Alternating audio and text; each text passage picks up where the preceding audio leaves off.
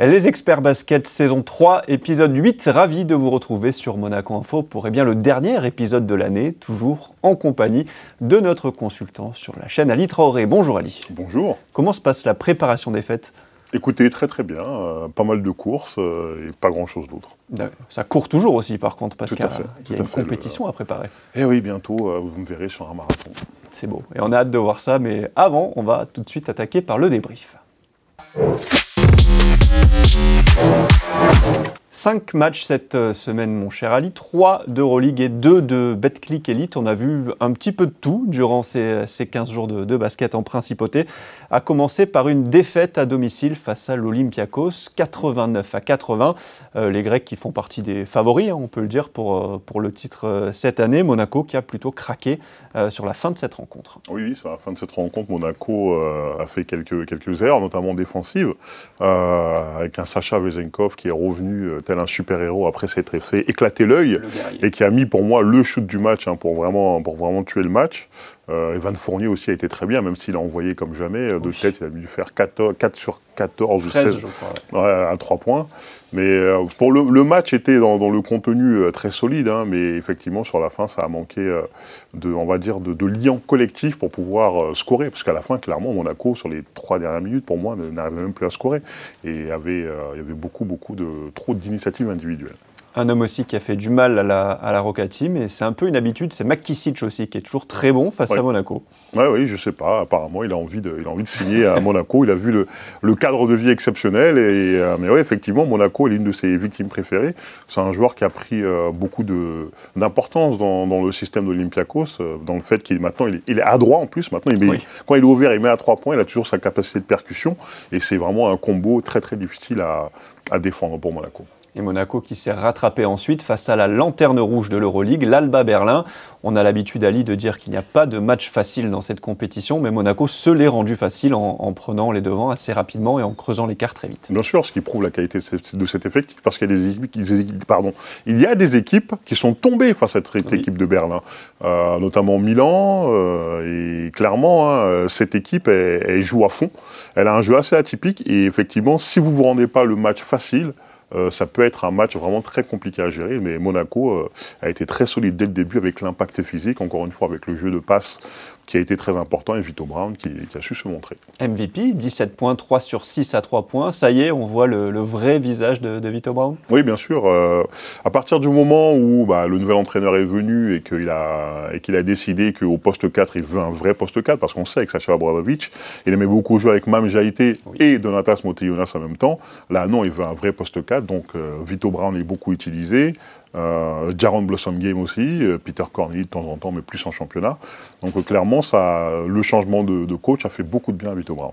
On va en reparler aussi pour d'autres joueurs. Les 12 joueurs, justement, inscrits sur la feuille de match ont tous scoré. C'était donc une vraie victoire collective où le coach Spanoulis a impliqué tout le monde. Tout à fait. Petit à petit, il met sa patte, la légende grecque.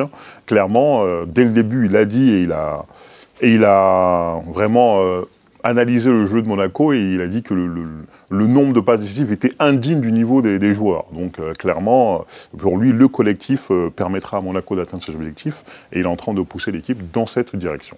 Parlons maintenant, mon cher Ali, de la perf de la quinzaine, cette victoire de 30 points sur le parquet du Fenerbahçe, 89 à 69. Est-ce qu'on peut parler de match référence pour l'instant pour Monaco ? Ah oui, clairement, ils n'avaient absolument aucune réponse Fenerbahçe. En plus, on connaît le passif entre Monaco et Fenerbahçe. La saison dernière en play-off, la série de play-off extrêmement, on va dire, rugueuse.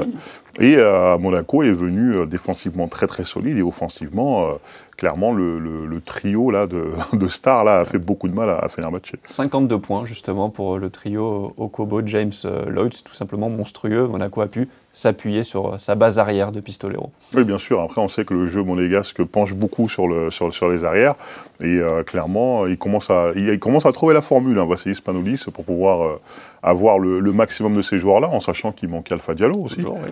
Donc clairement, certains joueurs ont pu step up, comme on dit, pour ce match. La dernière fois que le Fener avait subi une aussi grosse défaite à domicile, c'était le 26 février 2021, où ils avaient perdu 106 à 74. Ah oui. face à l'Anadolu Efes Istanbul, qui avait d'ailleurs été champion cette année-là. On ne va pas oui, tout à fait. présager de la suite. Mais non, mais clairement, le basket français se porte très bien, parce que pour le coup, Paris Basketball est premier, Monaco est deuxième, et Monaco se permet d'aller mettre des roustes incroyables à l'extérieur face à un prétendant au titre, donc chapeau. On va basculer maintenant, Ali, si vous le voulez bien, sur la Betclic Elite avec ce choc que tout le monde attendait justement entre le Paris Basket et Monaco.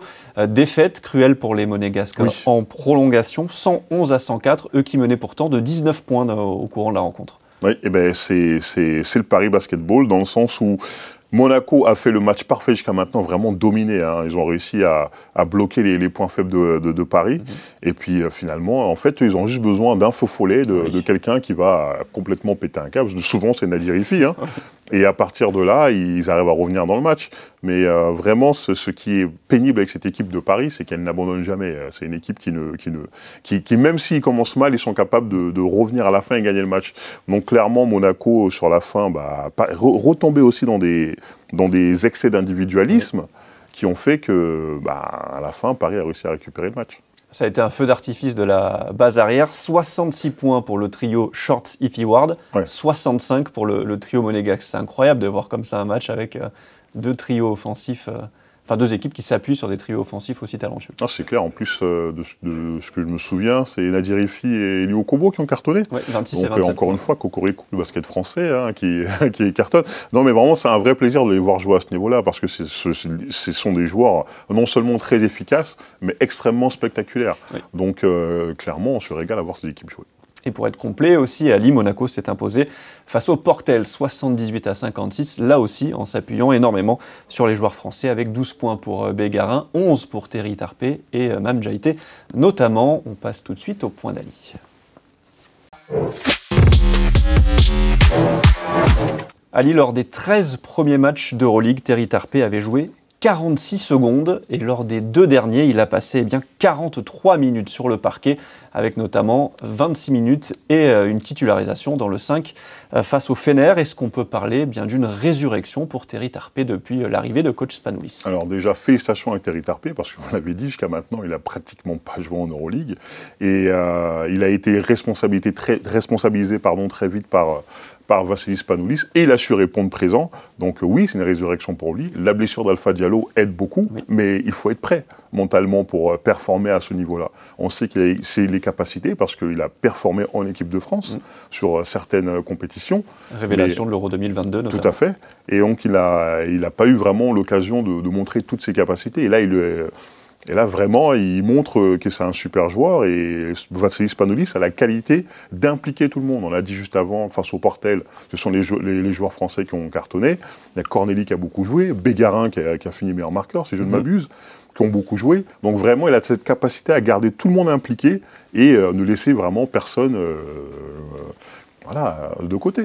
C'est un joueur en plus qui a un profil particulier, il ne va pas prendre beaucoup de shoots par match, il ne va pas faire des cartons au scoring. Par contre, il va faire beaucoup de choses sur le parquet qu'on va peut-être moins voir, on va dire que le grand public va moins voir. Terry Tarpé, c'est simple, c'était un footballeur, ce sera un milieu récupérateur. Exactement. C'est quelqu'un qui est capable de récupérer beaucoup de possessions pour son équipe. C'est quelqu'un c'est un vrai joueur d'équipe. C'est quelqu'un qui va chercher des rebonds offensifs, qui va faire des interceptions, qui va faire des stops défensifs, et il va prendre ce qu'on lui donne en attaque. C'est vraiment la définition, comme on dit au NBA, de 3&D. Shooter à 3 points, défenseur, et dans ce cas-là, c'est un joueur que vous pouvez insérer dans n'importe quel collectif et il saura apporter sans tirer la couverture à lui-même. Vous disiez souvent en début de saison que cette équipe manquait un peu de soldats et de guerriers. Est-ce que c'est le profil justement de soldat sur lequel on peut s'appuyer? Clairement, Terry Tarpé et soldat, je pense que c'est synonyme. Je pense même qu'il y a sa photo à côté de celle de John Brown. Donc clairement, c'est un soldat et c'est un joueur c'est un joueur qu'on peut utiliser comme fondation d'un effectif. Et qu'on a vu surtout sur des grandes compétitions, notamment avec les Bleus, capable d'apporter dans des matchs de très haut niveau. Donc il a aussi cette expérience-là. Bien sûr, il a cette expérience-là. Et voilà, la preuve en est que, et on le met dans certains matchs d'Euroleague, c'est des grosses équipes, et il est quand même capable d'apporter. En tout cas, on est très content pour lui et on a hâte de voir l'évolution de sa saison en espérant qu'il soit toujours autant impliqué dans le projet de la Roca Team. On passe à la dernière chronique de cette émission, la question du jour. On va continuer de parler du basket français, mon cher Ali, puisqu'il y a donc deux équipes françaises en tête de l'Euroleague, avec Paris et Monaco. Il y a aussi des joueurs français qui cartonne en NBA. Et puis l'équipe de France se porte très bien et a multiplié les médailles lors des dernières compétitions internationales. Cette question est donc toute simple. Est-ce que l'on vit en ce moment les plus grandes heures du basket français? Oui, clairement. Hein, que ce soit, comme vous l'avez dit, les résultats en club. L'année dernière, Paris qui remporte l'Eurocup, Monaco qui a fait le Final Four, qui a un effectif de fou pour l'Euroleague. Maintenant, le classement, enfin en club, que ce soit en club ou en équipe de France, tout va très bien pour le basket français. J'ai même envie de rajouter, tout va très bien pour le basket français, même dans le sens où il y a un vivier de jeunes talents encore derrière, qui est monstrueux. Il y a des monstres encore qui arrivent. Hein, je vais pas les noter. Même dans les catégories très jeunes, 14-15 ans, on voit encore des joueurs qui ont la possibilité d'aller en NBA s'il le faut, ou alors faire une très belle saison en Euroleague. On a pu le voir, par exemple, pendant les fenêtres, les dernières fenêtres. Là, c'était composé de pratiquement que de joueurs du championnat de France. On est au-dessus. On est clairement au-dessus. Donc clairement, il y a une équipe A, une équipe B, une équipe C qui peut être performante. Au niveau des clubs, on l'a dit, des résultats exceptionnels. Le seul bémol, c'est la couverture médiatique. Bien sûr. Clairement, hein, parce que là, vraiment, on a les meilleurs résultats que le basket français n'a jamais eu, mais on a un petit problème de couverture médiatique. Il faut que le monde entier sache que le basket français est tout au top, et la France est une des plus grandes nations de basket au monde. Autre illustration, vous le disiez, de ce réservoir incroyable de talent. Il y a 32 joueurs français en Euroleague cette année, contre 22 l'an passé. Et sur 18 équipes, seulement 5 n'ont pas de joueurs français dans leur roster. Ça, c'est quand même assez impressionnant. Le joueur français s'exporte très bien, que ce soit en Euroleague ou en NBA. En NBA, on a un gros contingent de joueurs français aussi, dont la superstar Wembanyama. Et en Euroleague, les joueurs d'Euroleague, ils ont des rôles très importants dans leur effectif. Ils jouent.